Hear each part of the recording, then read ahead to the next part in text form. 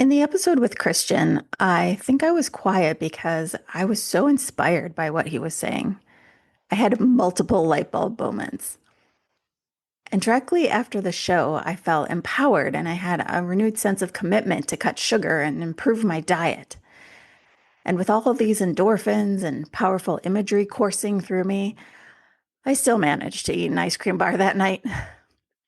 Unlike Christian, I'm not an expert in nutrition and physical health. But I think I am an expert in getting and losing motivation with the swiftness of a thousand cheetahs. But then something interesting happened.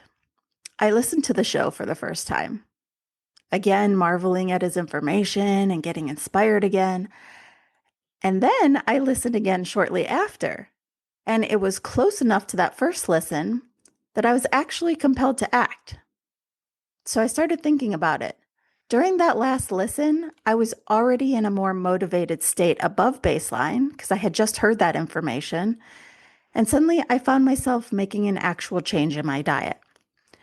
So, for today's deep dive, I want to talk about why repetition is such a crucial part of change.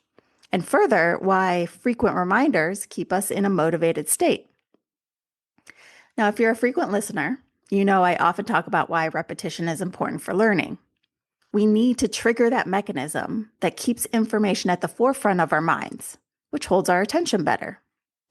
Plus, it creates a pattern for our brain to grab onto, and our brains love patterns, right? Patterns are little treats that make it easier for our brains to sort and categorize.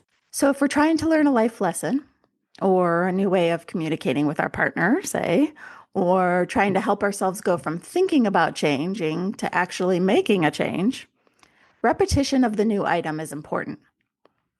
It took me 3 times hearing Christian say the exact same words before I was compelled to act.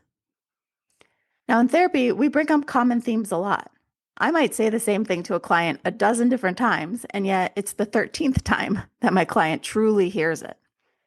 Quick side note, every therapist I know has had that moment where you've said something 20 times, but then your client comes in and says, "Oh, my friend told me to just do blah and blah." And I was like, "Yes, that's the answer." And it's kind of funny when that happens, but you never know when someone's going to absorb something, particularly in our current culture. Like I mentioned on the show, where we scroll or watch videos of like excellent quotes or experts saying something earth shatteringly wise, but then it leaves our brain because we've moved on to the next video. Inspiration is fleeting. More and more, we're mindlessly consuming info, kind of like we mindlessly consume what Christian calls food-like substances. So, keeping our motivation top of mind is important, whether it's visual reminders like post-it notes on the mirror, or auditory reminders like phone alarms that remind you to sit up straight when they go off, or even group texts that provide accountability to another person. We have to combat the fleeting nature of our motivation by keeping a steady state of momentum. I know when I'm at a baseline, it takes maximum effort to change. But when I start from a place that's slightly more motivated or inspired than baseline, because, say, I see my visual cue right in front of me, I'm a little closer to actually following through. And if I have reminders that are frequent and consistent all around me, it helps me maintain a level of commitment because that info and the subsequent inspiration to change is so much more present and top of mind.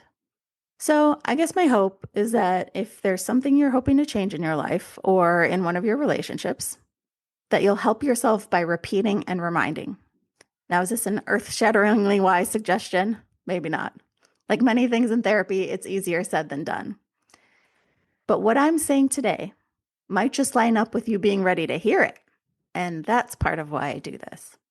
That's it for the deep dive. If you want to hear more about this or any other topic, or for sure, if you want to be a guest on the show, email us at theunrelatingpodcast@gmail.com and check out our socials and let us know what you think. I look forward to hearing from you.